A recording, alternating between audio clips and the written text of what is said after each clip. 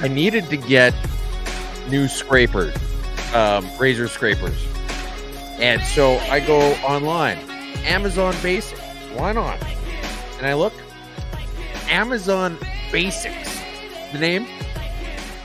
You buy 100 pack of these. 100 pack. How the hell is that? Like, is this Costco? What is, this is more than a contractor would use in his entire career. I went through a 10-pack of these in about a decade, and now I've got stuff that's going to be generational. What the hell, Bezos? You know, I was wondering before we started, I'm like, we got two politicians in the background. Is Two's going to do his rant? I'm like, you know, Nathan has no idea what's coming at him. I'm like, what? And we're just Nathan's talking about colorful new language, you know? Mashup 89, folks. Welcome to 2'sDay Mashup. Thanks for tuning in. We're starting right on time. I was like, wait a second. I don't know if I'm bringing Two's in or not. I'm like, we just talked about all this. Nobody cares. I'm happy you didn't get stage fright. You did it anyways. How's everything going this week, Two's? It's going good. The weather's balmy. nice. It's balmy. It's a balmy minus like 24. Yeah, it's great. It's great. Just as soon as it turned around, it got a couple degrees warmer. You could stay out all day. It's true. It's true. Yep.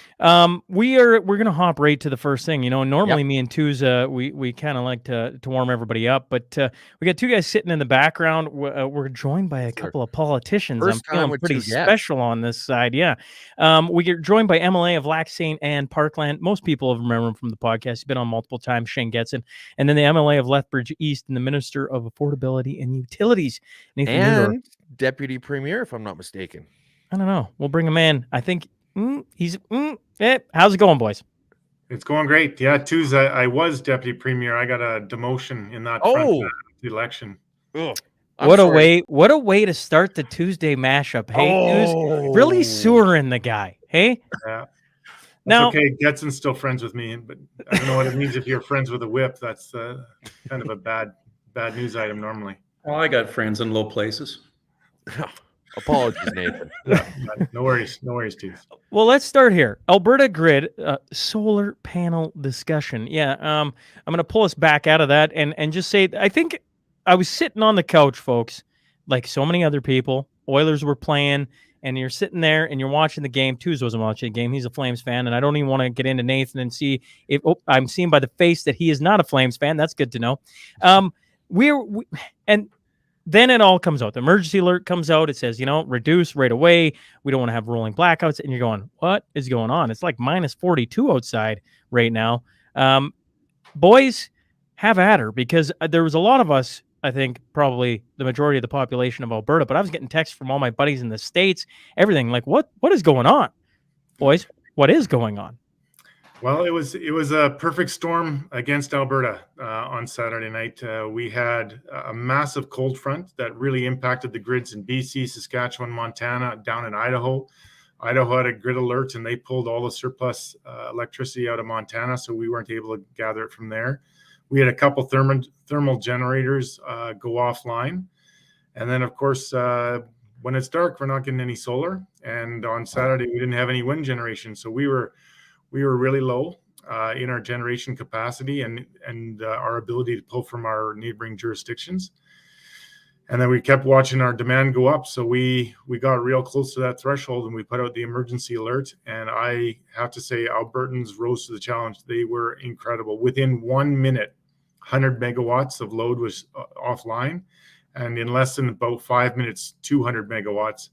It saved us from the brink, and it was pretty powerful. That's for sure. Yeah, you can see the chart right there. Yeah. This is where it just dropped right off when the alarm went off.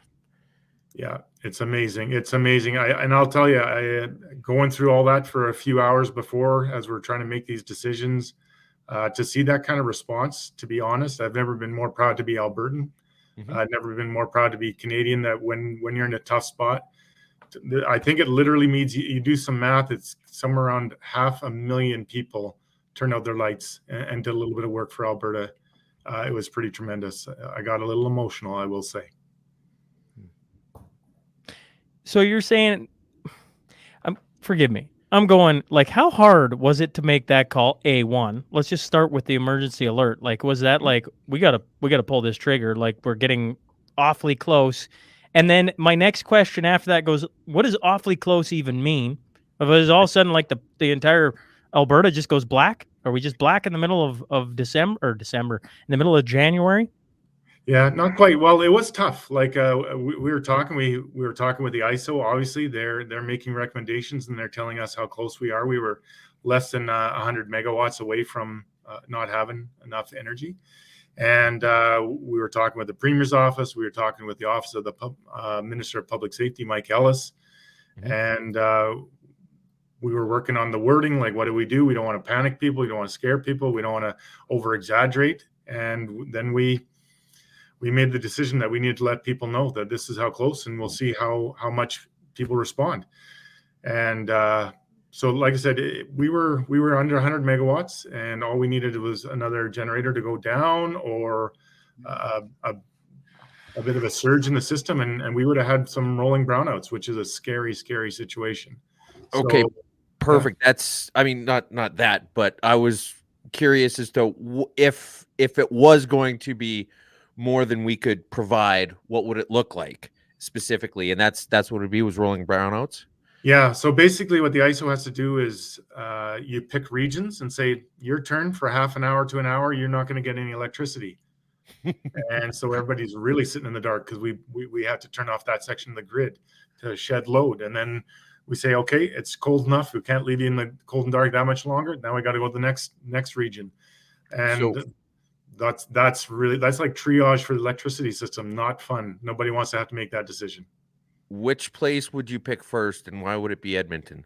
Not me. The ISO has to make those decisions, and hopefully they would probably be looking at more non-essential areas, like not the downtown or not anywhere that's got a hospital, probably more commercial areas, that kind of thing. But again, it's triage. So now you're picking where to go first, and nobody wants to be in that position. So we're just thankful we didn't have to make those kind of decisions. Well, then I would assume too, you'd be cognizant of major industries. Like, I mean, you start knocking down plants and going to flare and cycle and everything else. There's some pretty big things, and then we saw some of the comments coming back from some of the folks that don't necessarily understand the grid, how it works, what's required for power allocation to literally keep the services going. Mm-hmm. I saw a couple of folks saying, well, we should knock down industry. Well, yeah, that's great. How do you get everything to the actual houses and residences and the farms and everything else? You start knocking them down. So thank goodness there's a really good sophisticated system and behind the scenes to balance all the loads to make sure they don't have these spikes that Minister's talking about here. But again, I think you can sense my frustrations on this item here too. Like many Albertans, how in the heck does Alberta, an energy-rich province, an energy superpower within our own country, get ourselves into this pickle? And that's, I think, the biggest concern that a lot of us have had.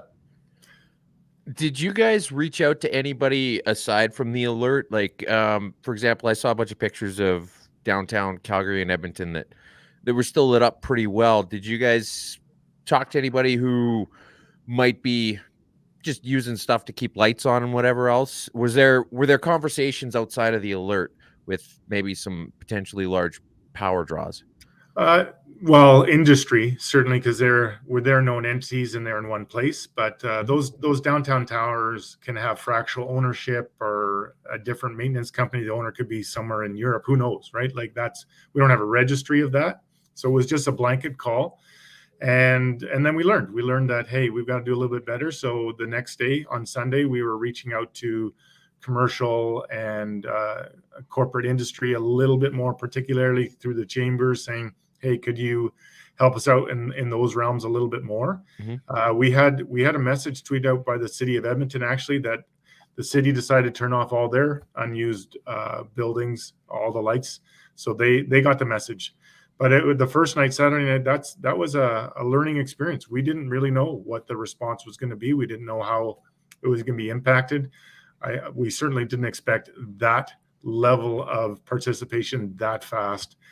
I'm absolutely thrilled and blown away that it happened like that. And yeah, we're taking lessons learned. But to Shane's point, we are part of NERC, the North American Electricity Regulatory Commission, or whatever NERC stands for, something like that. Very set rules and protocols for how do you approach these and how the whole system's managed. The emergency alert was a first ever in Alberta's history. So, I mean, it was overwhelmingly a success. We don't want to use that tool randomly. It's got to hit a pretty significant threshold before we use it.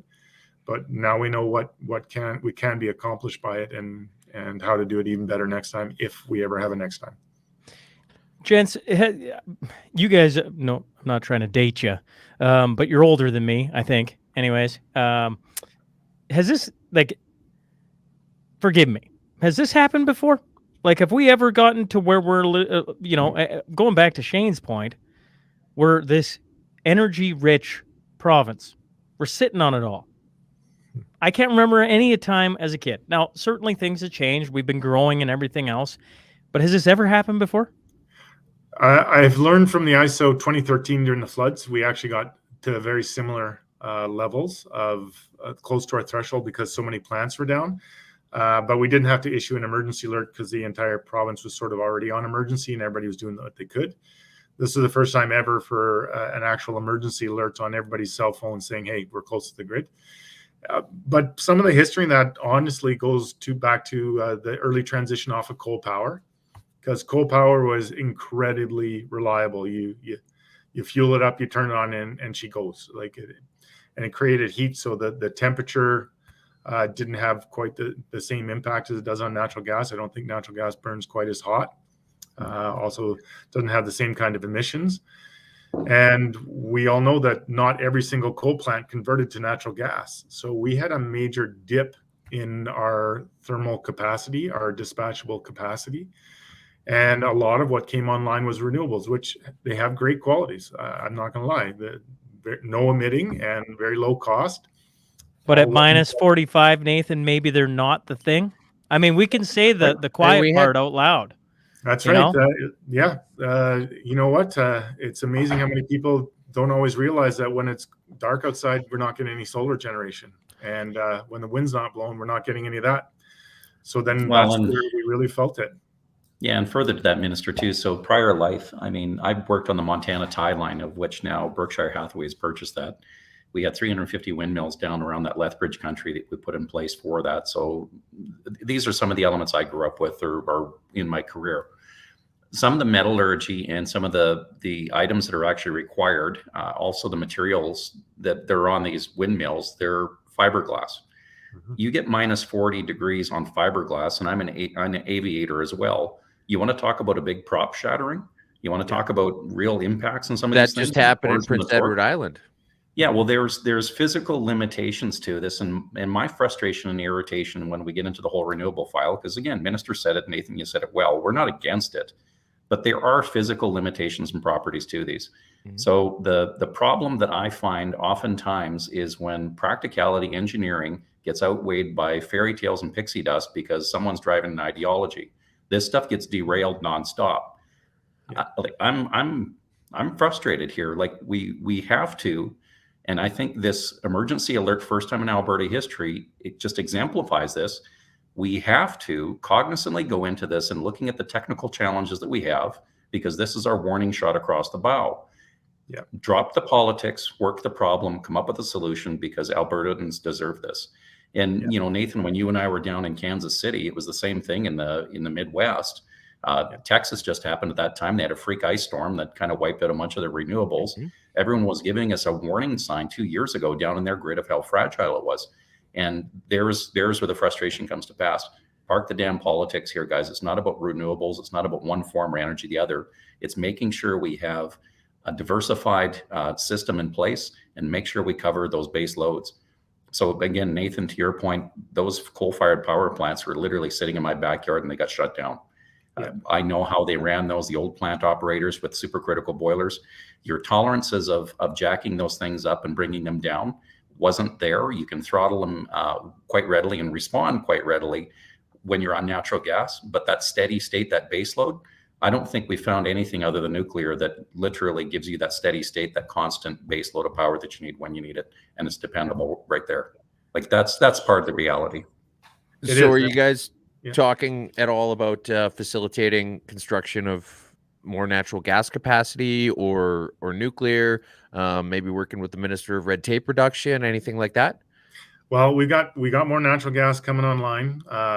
Cascade they already put the first megawatt on, and hopefully we're going to get that 900 megawatts within weeks. We're really hopeful for that. We got Capital Power with their twin units with another 900 megawatts the first half of this year. So we're excited about that. And today we did the announcement with Capital Power and OPG for them to explore an SMR, a small modular nuclear reactor. So we are very excited about that. We're really close to being completed all of our inquiries into our market, in our system, our grid, land usage, all of that. And we're going to have a tremendous report by about the early part of March to share with the province our vision where we're going. And guess what? We're really working on bringing common sense, reliability, affordability, and all the things that we need back into the political realm. I know, hold on to your hats. That's a politician talking, that we're going to let common sense, engineering, and good planning back to govern the day. So I'm really excited about where we're going with that. Okay, now I gotta ask real quick.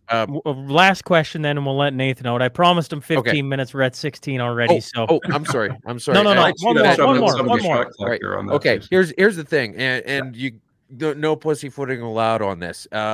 There's some very credible anonymous sources on Twitter who are claiming that Danielle Smith personally put the grids offline because she doesn't like electric vehicles. How substantiated is that? I would say completely unsubstantiated. And she's away right now, so it would be. She has an alibi. She's got a very solid alibi. I think that's why the current deputy premier, not me, Mike Ellis, the current deputy premier, was involved with all this, not only on his file as a minister of public safety, but yeah, not credible at all. And same with me. I didn't do it. Maybe Getson. He's got a little bit of a dark history, but he's blushing right now. Yeah, he is a little bit. I think it's my camera. I'm noticing that too. I'm the only one with a red screen here in my face. I'm not sure what's going on there.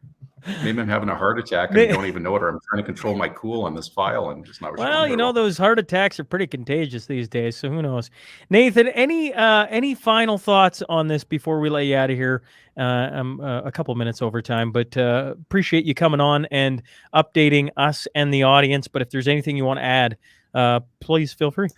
Yeah, thanks, guys. Thanks for having some straight talk, and Getson always part of that in our caucus. Love the guy. That's what we're trying to do. We are trying to bring a very, very practical, common sense, hardworking Albertan perspective to the grid. We need our grid to be as efficient and optimized as our great tradesmen and women. And we need it to be reliable. And at the very end of the day, we also need it to be affordable. That's what we're going for. And we've asked a lot of good people for their contribution. I'm very, very pleased with the direction Alberta is going to be going in just a couple months. Awesome. Thanks for joining us, Nathan. We're going to keep Getson here for a couple more minutes. And as we let Nathan out, we'll try not to get MLA Getson to say anything too crazy. I don't promise that, but buckle up, folks, okay?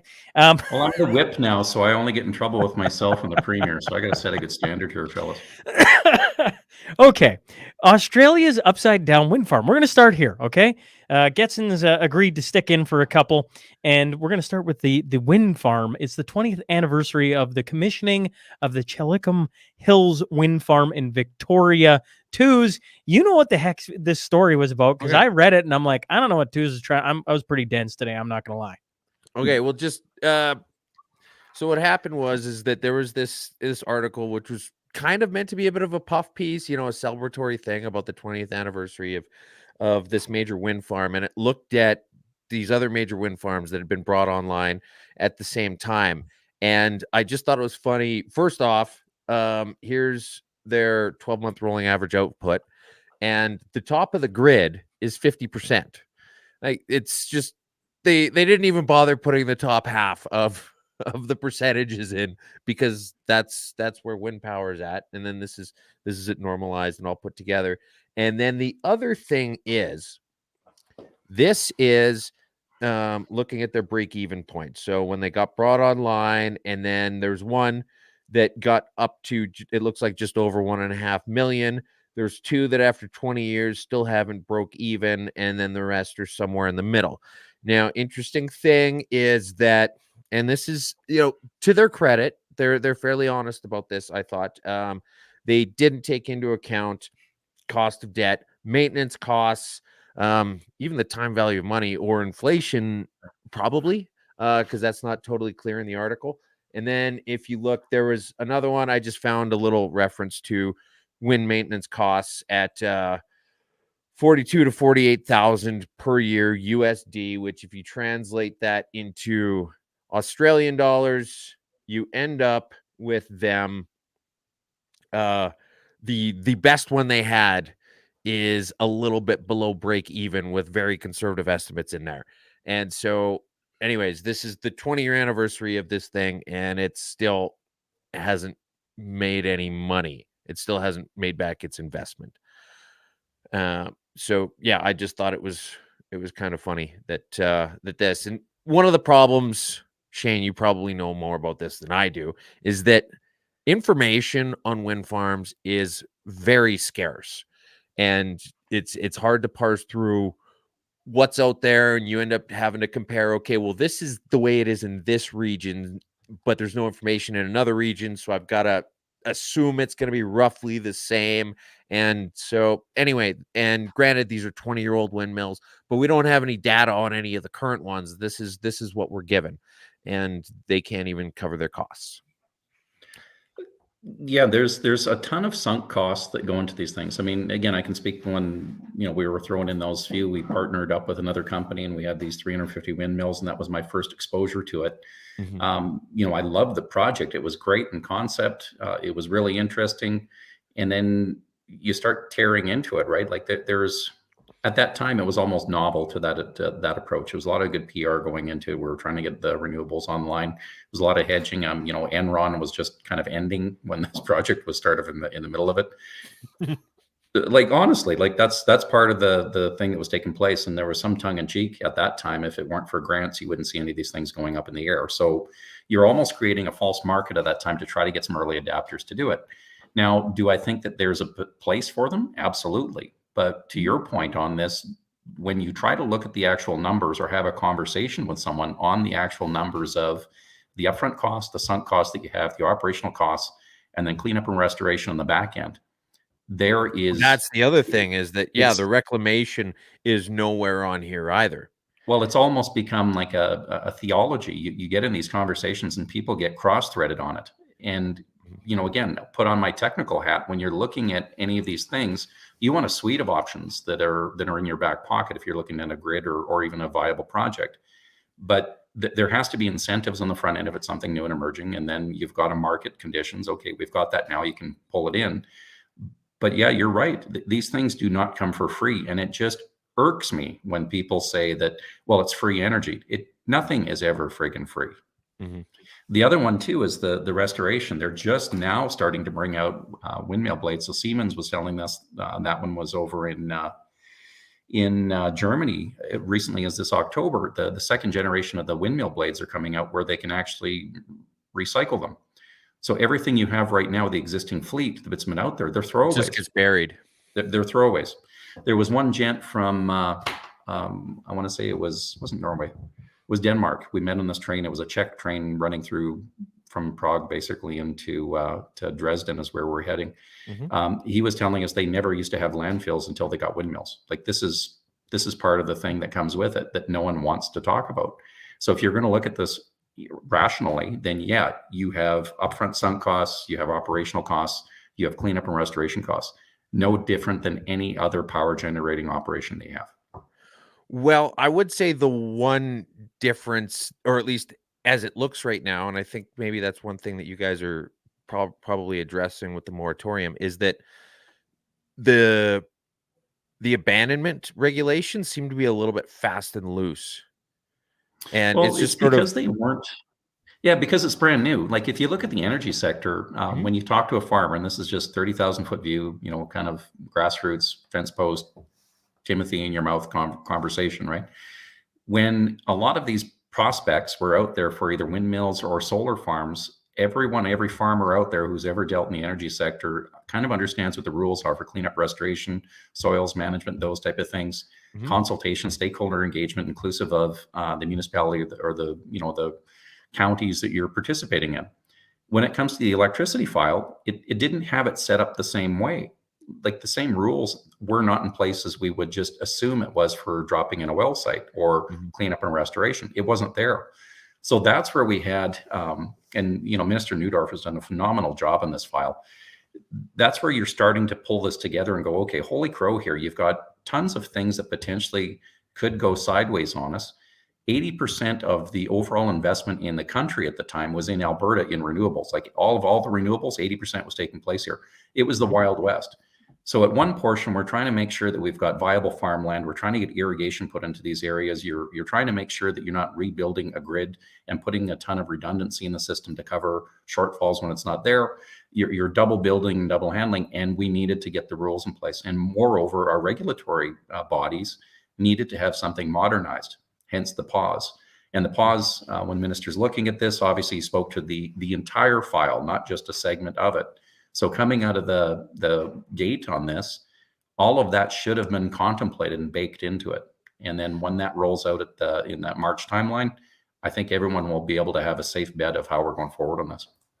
Do you guys feel like you kind of dropped the ball a little bit in terms of the marketing, so to speak, of the moratorium? Nope. Okay. Yeah, no, like honestly, when we were sitting, well, here's part of it, right? How hard do I want to lean into it and try to explain to everybody what I just said now? It's the same effort. It's whatever's picked up in the news headlines. So that's as fair. an example, so, and it's relevant. Like we don't think of how things can go sideways depending on which news anchor is saying what, where, and how far that broadcast goes. But I can tell you full well, when we met with a bunch of the consulate generals, that we hadn't met with as a government since 2018. A lot of these questions came up on the renewable file and what are you doing in your green file? The explanation I just gave, pretty much answered everything and it takes away all their concerns. But we are not going to get a fair shake depending on what's going on out there. I think it'll be a little bit more fair now at this point after everyone saw a blessed emergency alert on the weekend. Like you got to understand we're trying to address the issue. We're not against it. It has to be an integrated solution. No, one more question. Okay, I'm trying to buzz Getson here, and Twos keeps asking the questions. I'm supposed to buzz. No, well, anyway, this is okay. Trying to buzz the politician, folks. Ask the question, Twos. So Shane, the oil patch gets fined quite heavily anytime they kill a bird. Are you guys looking at, or would you ever look at doing that for windmills? Yeah, I can't comment on that. Like, I honestly, I don't know because it's behind. It's behind the wire with Neudorf and those things. But I would suggest that we have to look at these things equally. If environment is a concern, and if vegetation and flora and fauna is relevant, then you have to look at it in the same type of context. Absolutely. Yeah, I know he was pressed for time. I wanted to ask him that, but yeah. TMX gets variance. Can we move on? Yes. Can we move on? I don't know what I'm going to do. Are we going to stay here for 4 hours, or is this a Tuesday mashup? I would be fine with that. But is it a Tuesday mashup, or we're going to move on? TMX gets variance, folks. We're moving on to the next one. Here we go. We got like 40 headlines this week. It's kind of unreal. The commission of the CER has approved Trans Mountain variance application with conditions. The reasons for the decision, blah, blah, blah, blah, blah. This was a huge thing.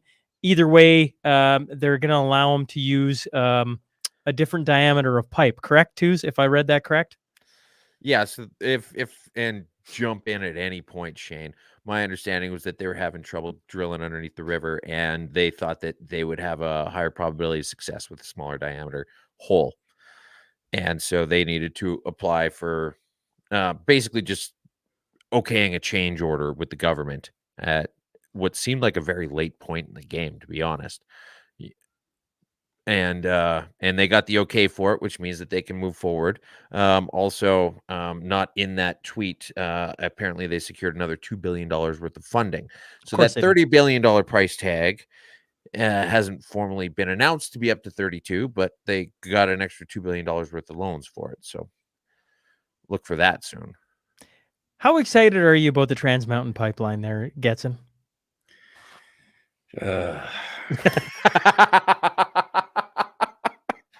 So I'm excited to finally get throughput and going through it. It's probably one of the most expensive pipelines we've ever built. Take a $9 to $12 billion project and turn it into 32 to 40.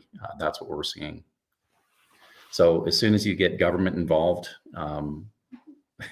regardless of the levels of government, I would have some opinions on this. As soon as you get governments involved that aren't pipeline, but they're really good at spending taxpayer dollars, this is what you get. Is it untoward to have a couple drills or something go sideways, especially in some of those rocky conditions out there? So typically what you're doing is when you're doing your drills, you're oversizing your size of your drills when your reamers go through on that, and then you're pulling it back. So you want to have a couple diameter inches over. So if they had to restrict it because they're running into geotech issues, that's no big deal. That's going to be heavy wall through those sections anyway.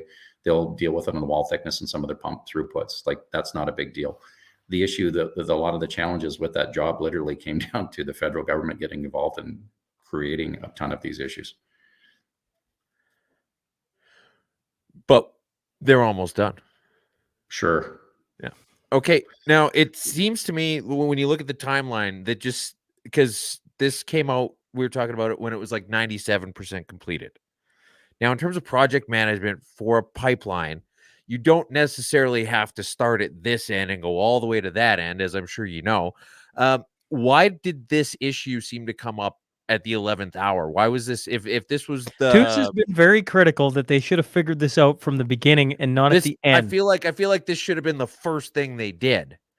Yeah, no, not when it comes to drills. So there's a little bit of voodoo involved when you do drills. Typically, what you'll do is you have your crossing methodology. When you're approved for it, you'll have like a 3-strike rule. If you can try to get it, can't, then you would go to your secondary option for crossing.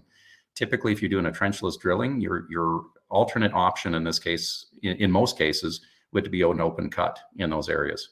So not knowing the circumstances, the fact that they're reducing diameter size would probably have precluded them from having to go to an open cut option. Okay. All right.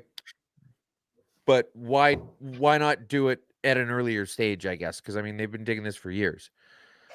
Well, it depends on construction methodology, like what you try to do. And again, I'm trying as a politician, not trying to say anything untoward against another project or who may have done what or armchair quarterback it. But typically what you want to do, so you had kind of made a comment that you don't have to go in a linear fashion. Well, typically you try to, because otherwise you have a bunch of move arounds. So if you have contiguous right of way and you have a contiguous line in your construction, it's an assembly line. What really gets pricey is when you have to jump your crews and move them around, then your production goes way out the window. If you have to leave a bunch of open sections and you get a bunch of tie-in welds to take care of, that blows your budget out the window.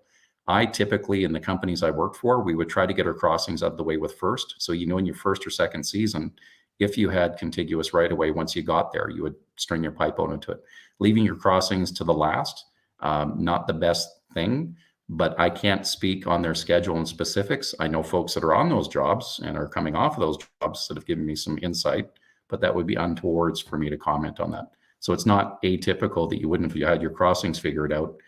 If their fit is hitting the shan and they're getting tied up against the wall, they change the diameter size. Like, that's whatever. It's one of those things. What I get frustrated on is the permitting process where they've been delayed by shooting themselves in their own feet of managing the job.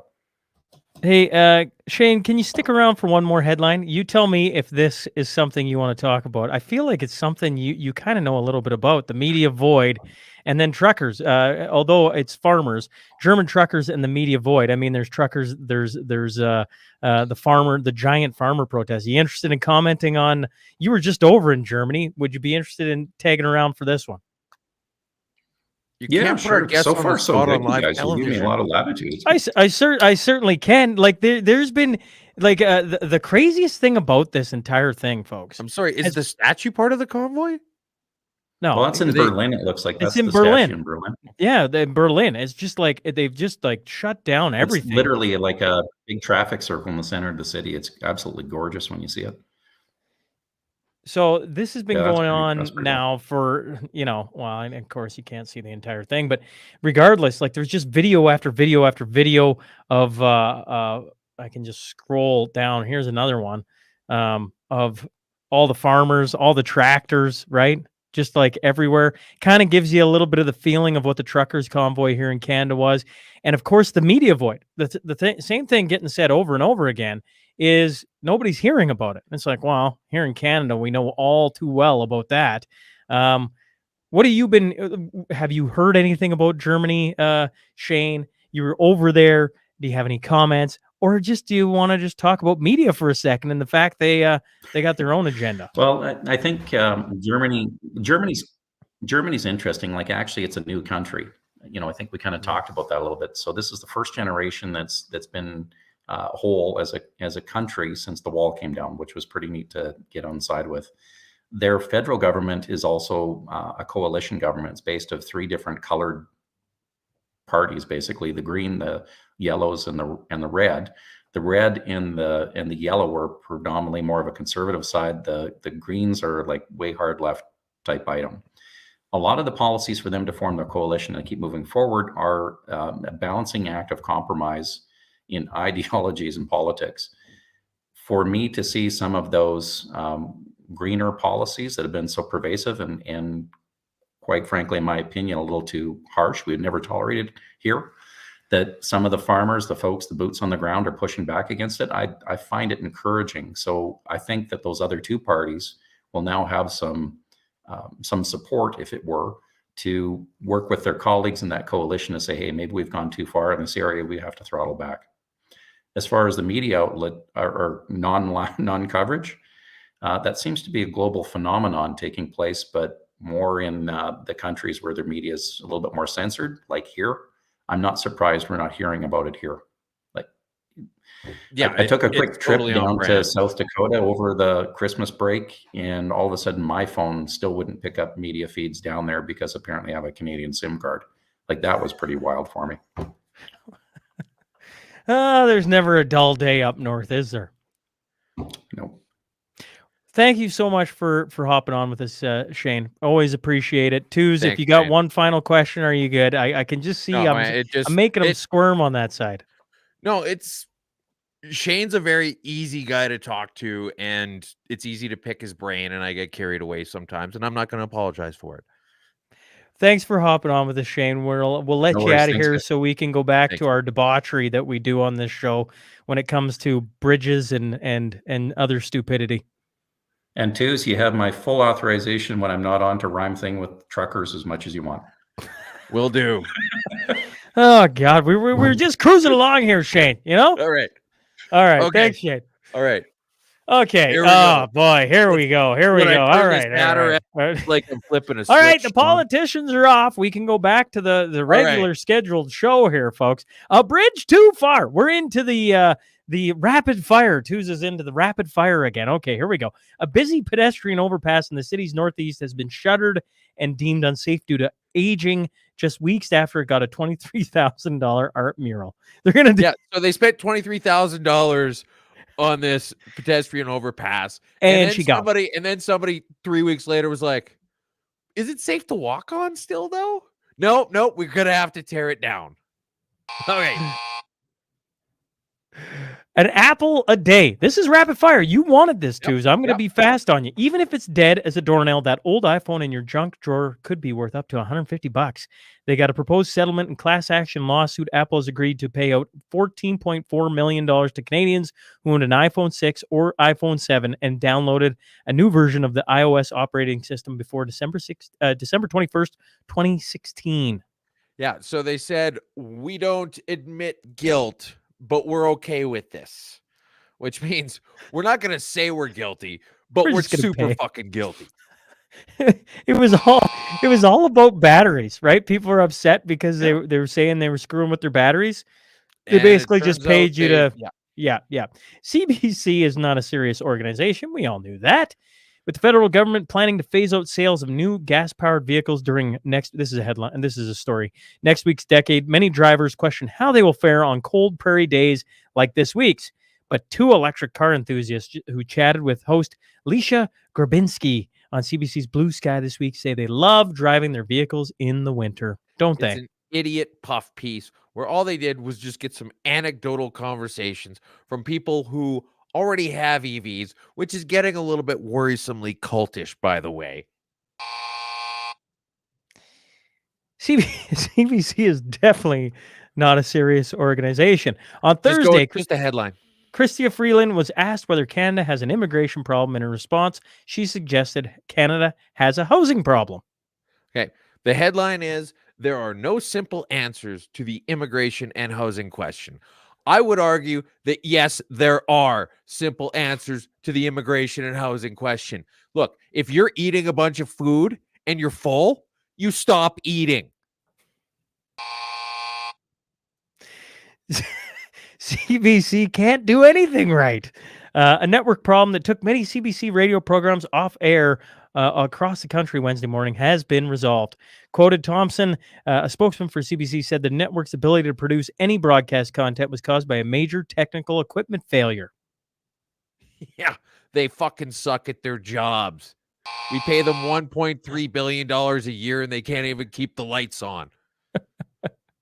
COVID rules socially distanced from science. Dr. Anthony Fauci confessed to lawmakers Tuesday that guidelines to keep 6 feet of separation sort of just appeared without any scientific input. It's not a big deal, Tooz. It's not a big deal. Go back to one of my first podcast episodes where I'm like, did they just round it up to 6 feet? Is it like 5'11"? Is it 6 feet and a half? Where did this number come from? Well, it turns out they pulled it out of their poopers. Canadian polls are garbage. I think I got this handy here. How about we go here? It says, who do you want to win the U.S. presidential election? Polling Canada says Biden 66%. Okay. So this is actually aging poorly given what's happening in Ohio right now. But my take on it was that there's a whole lot more Republican people running than just Trump. And so you're like, why not mention any of them? Why not ask Democrat, Republican? No, because if we set it up shitty enough, it'll skew the numbers our way. And this is classic Canadian polling. I totally got too quickly. My finger was like just hammering away. Anyway, it doesn't matter. Oh boy. You know, speaking of Trump makes Iowa great for the first time. Wouldn't you know it? It says breaking. CNN projects that Donald Trump will win the Iowa Republican caucuses just 30 minutes after voting started. Well, that was fast. You don't say. Yeah. Yeah. So he's taken something like 60-some%. What was it? I was kind of disappointed that Ramaswamy is so low. He says a lot of awesome things. I want to hear more about that guy. He does a great job of handling the media.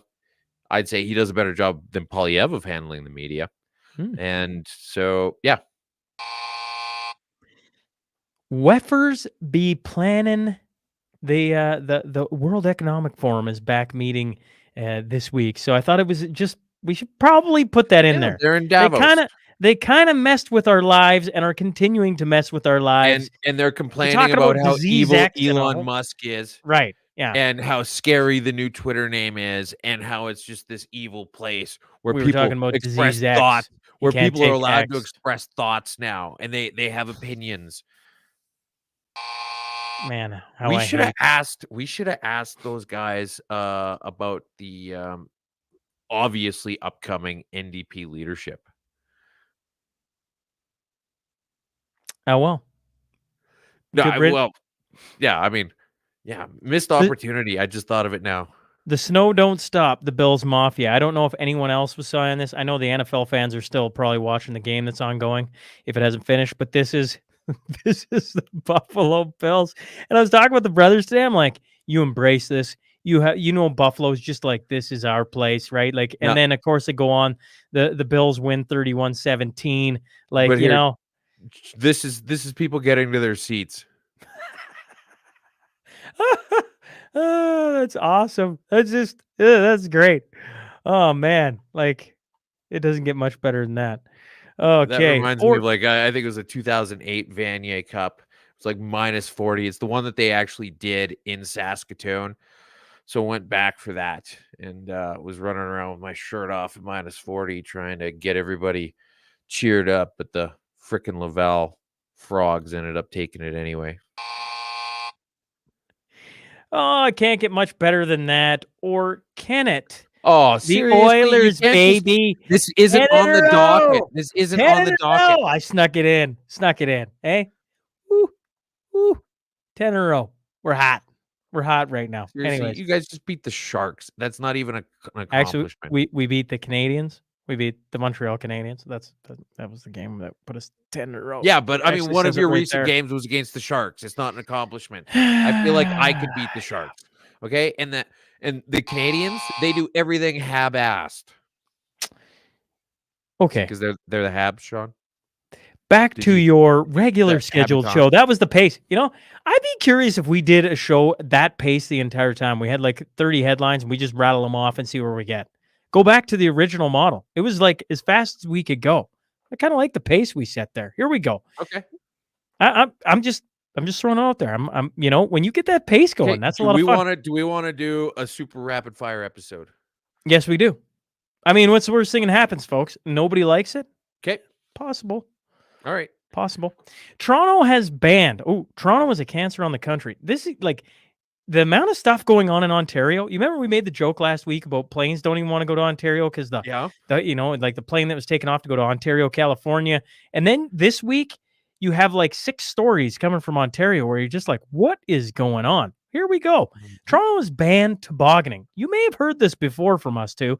This is in a new one at 45 hills across the city due to safety concerns. And one counselor says he's not happy with the move because there are more important issues that should be drawing the attention of the city What was staff. the counselor's name? Dang it, I didn't even look. Bradford. Brad What Bradford. a name. Great name. And if you may recall, back in week 35, we're in 89. Week 35. Think about that. Tobogganing could still be banned at all but 2 parks in Oshawa. That's what we talked about. Oh, and I remember being like, now it's rearing its ugly head again. what a wild thing. And this was in, forgive me, it was in, oh yeah, it said Toronto, right off the hop. Toronto, like the city of Toronto, figure it out. Now, carrying on here, the city of Toronto is considering at 10.5% property tax hike to help fill a nearly $1.8 billion budget shortfall. Okay. Then we'll go Mississauga. Reyes said, while he's a fan of the multicultural food market, he also sees it as becoming a victim of its own success. Drawing thousands of local residents are complaining because this nearby strip mall is too popular. Its popularity has turned it into a nuisance for the those living nearby and a safety hazard for pedestrians and drivers. Successful businesses in our community. And then we flip over to Peterborough, okay? Young convenience store clerk has been charged after he allegedly struck a would-be robber with the same baseball bat that had originally been wielded by the assailant. The clerk has been charged with aggravated assault and appeared on court on January 6th and was held in custody. What is going on, Ontario? Now, to be fair on that one, I got some clarity on it. I was talking about it with Mrs. Twos before the episode, and she's like, well, yeah, but you know why he got charged with aggravated assault. And so the article we had didn't mention this, which I think was a fairly important fucking detail. He took the bat away from the guy, and when the guy ran out of the store, he ran out into the street after him and beat him with the baseball bat outside.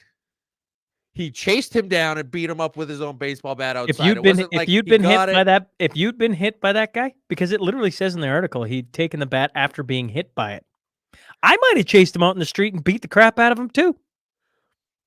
That's probably pretty. I don't know, folks, if that's like this like great epiphany. Oh, the guy comes into the store, hits him with the bat. He takes the bat, he chases him down, beats the crap out of him. It's like, yeah, I think it's justified. You know, the other thing is that the guy who got beat with the bat is still out on the loose. So he didn't formally press charges. It's not like he went to the police and was like, "Hi, I'd like to file a report, please. I was robbing this fucking store and the guy beat me with the bat. Can you guys send him to jail or like give him a ticket or I don't know, maybe just do some kind of like a police thing. No, he ran away, and the cops are like, well, We got to beat charge him. you. We got to charge you. And the guy didn't be like, well, where's the evidence? Oh my God. Is anybody? And so anyway, yeah. Man, that's a ridiculous story. The Wright brothers are doing barrel rolls in their graves.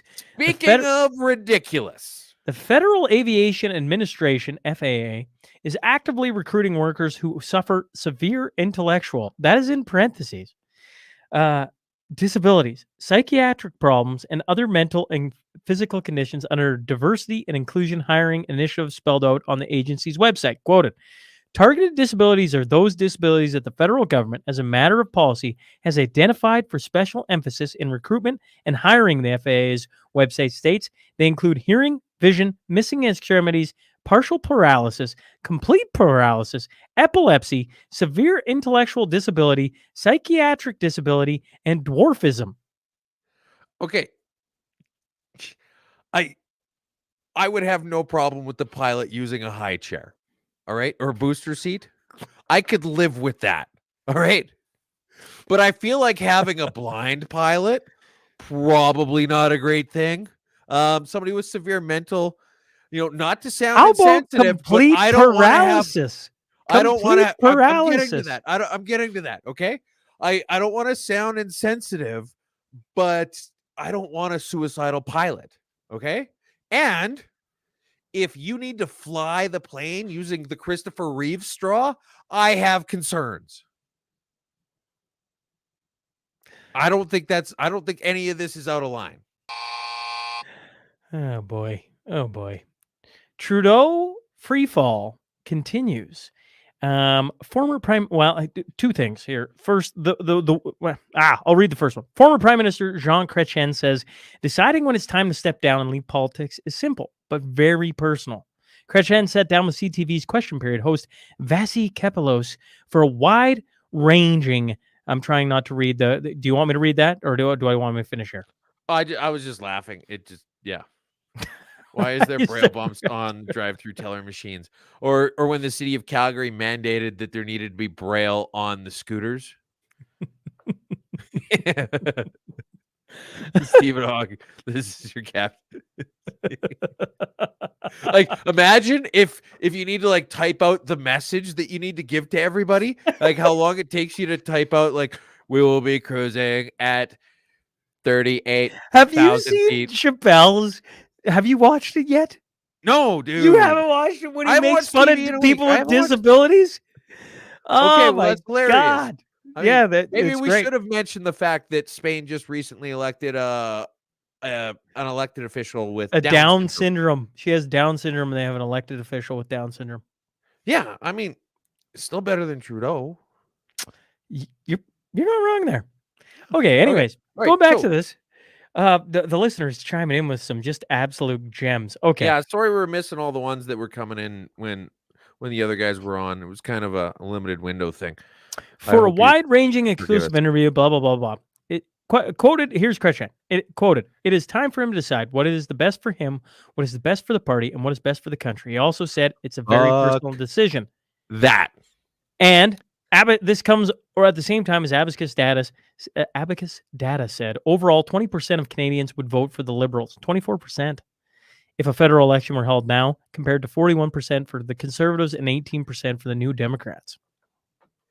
Yeah, so they're tanking, like they're 24%. Correct. That's they've shed over a third of what they had in the last election. Now, the thing about Chrétien being like, he needs to decide what's best for him, what's best for the party, and what's best for the country. If you're in it for the country, you don't care what's best for the party. But that's the thing, is that the Liberals are like, what's best for the Liberals? Quit fucking worrying about what's best for your party and actually do your goddamn job for once in your life, you entitled prick. I wouldn't hold my breath, too.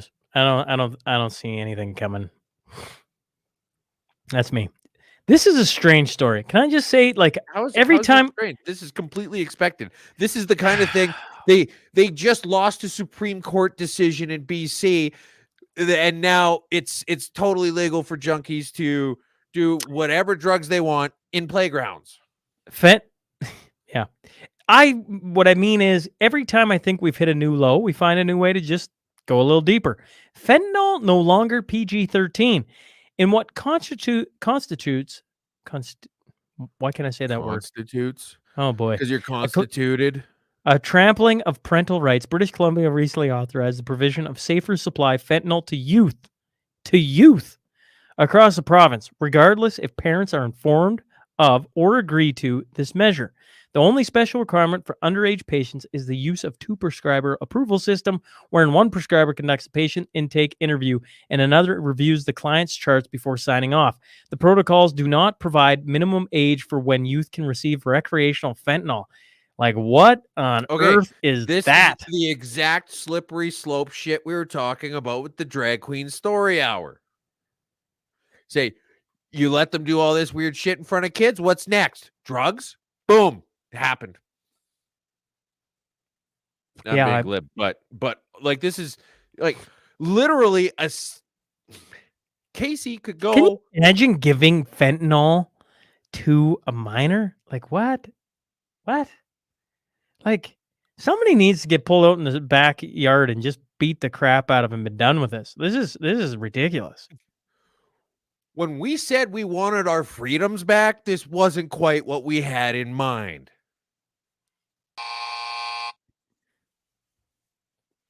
Pronoun crowd, anti-corona. Corona? Corano. I can't, whatever. Fan Expo returns to Vancouver next month with a list. Wait, real quick. We forgot. Actually, you know what? I'm disappointed that we didn't get either one of the gentlemen to comment on this. I found this meme that's absolutely perfect. It's a silhouette of a windmill and a stripper dancing around it, and it says, "Wind turbines are like strippers; they stop working when you stop throwing money at them." I would have really been interested in hearing their comments on it, but I forgot. Next time. Okay. Fan Expo returns to Vancouver next month with a list of stars including Elijah Wood and Danny Trejo, but one guest is raising some eyebrows. Of course, there's always one. Gina Carano is best known for her work in The Mandalorian and Deadpool. However, her strong political views on issues such as the 2020 U.S. election, vaccines, and the Holocaust, I actually didn't know. What did she say about the Holocaust? Doesn't matter. Have prompted a call for her to be removed from the Vancouver event. At this point, it was very low key, and the other guy, the Pedro Pascal, had said something almost identical about it, but his was more along the line of the message, and hers was implying that it was against the message, and so now she's evil. That's why she got kicked off The Mandalorian, was for that Holocaust thing. But yeah, this article reads like just. It doesn't even try to be unbiased. It doesn't even try to get anybody else. Go cry somewhere else. It's like, I can't go to this because they're. I felt this conflicted because this is an event I've been to in the past that I enjoyed, and I felt so welcome and safe. And my disappointment was like one of the few safe spaces that we have no longer feel safe. Okay, so it's got to be safe for everybody but Gina Carano. And honestly, if you don't want, like, have you ever been to a Comic-Con? No, I can't say. They're wonderful. They're amazing. And there's booths. So there'll just be like a table set up. There'll be a whole bunch of them in a row. And, one guy will be here and then the next guy and whatever else. And you can wait in line and take pictures with them and maybe get something signed or whatever else. And it's not as though you're even forced to go near them, because if you wanted to see Gina Carano, you'd have to wait in the whole damn line and get to the front.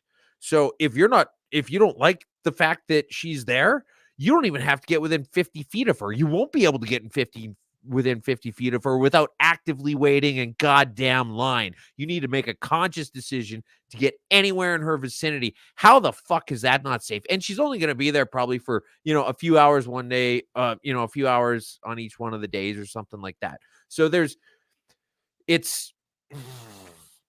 not even trying to be honest about this, and it's so fucking infuriating that they're doing about it as something cool as Comic-Con and Gina Carano. Piss me off.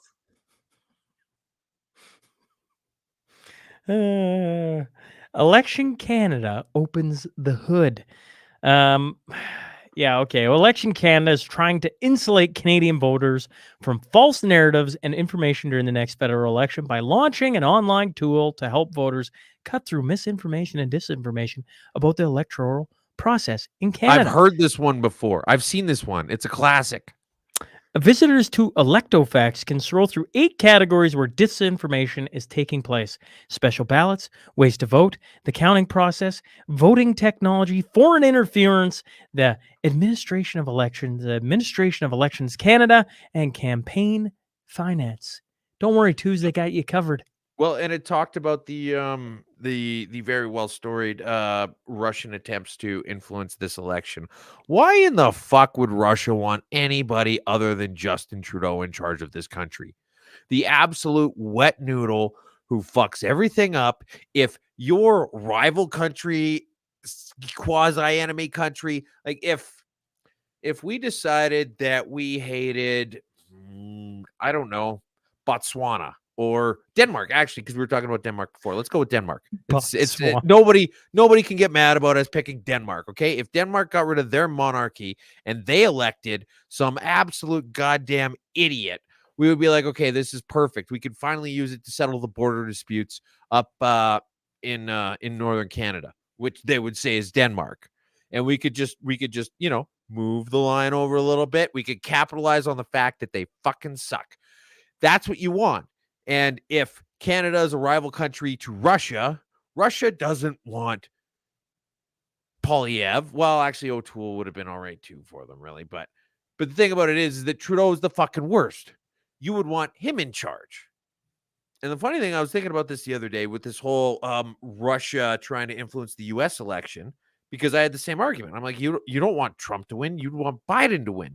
But then I'm like, well, you know what? The only decent argument you could make for him wanting Trump to win is that the Bidens have strong ties with all the corruption in Ukraine via Hunter. And so the only way that you can make one of those weird narratives work is if you admit that the other conspiracy theory is valid. And so it's an interesting rock and a hard place that they're in that they haven't realized yet. Anyways, I'm going off on a tangent.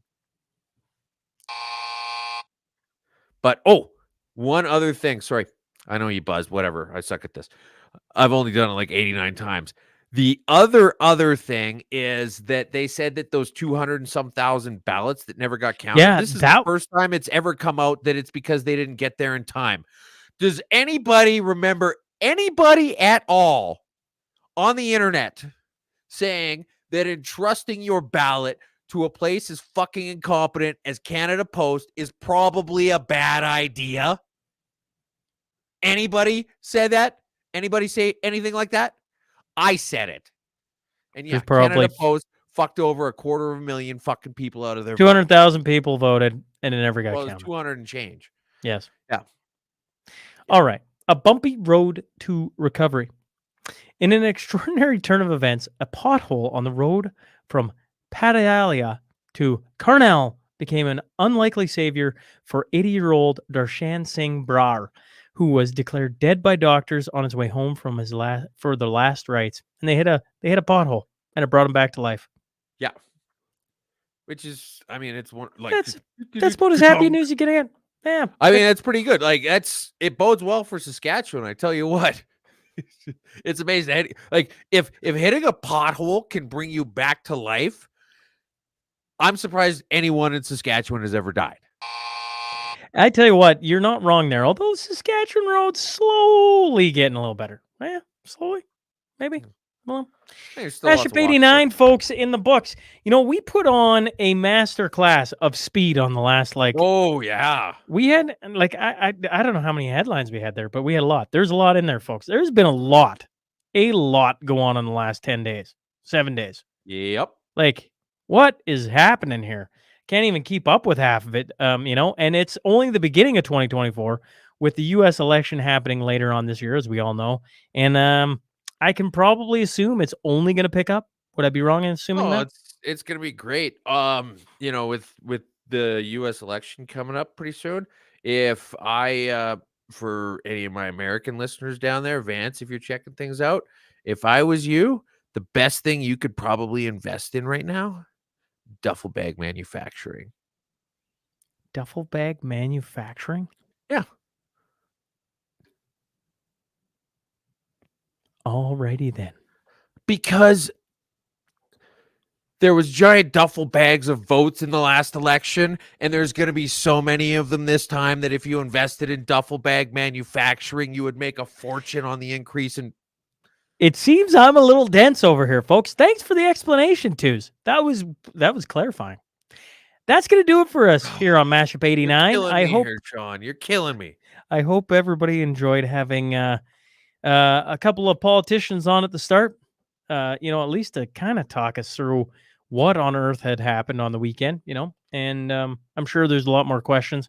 I haven't even had time. Like, I'm looking at all the comments. I'm like, holy crap, that got some people blew fired up. The comments, and yeah, they're appreciated and limited time windows, right? All right, 89 in the books. You know what that means. Next week, number 90. Woo. And we'll see you then. All right. Who's? So next time it's a big week. We're just gonna do the whole thing rapid fire. Rapid fire. Yeah. It just like if next week's a slow week and we do the whole thing rapid fire, we might be out here in 7 minutes, right? Yeah, but if we're out here in 7 minutes, it'd be like, and we're out. I'm good. Listen, folks, buckle up. We're doing it. I don't care what the heck comes next week. Okay. I like it. All right. All right. Folks. Just be like, start off with the happy news. Peace out, everybody. Till next week, Twos. We'll see everybody next week. Thanks.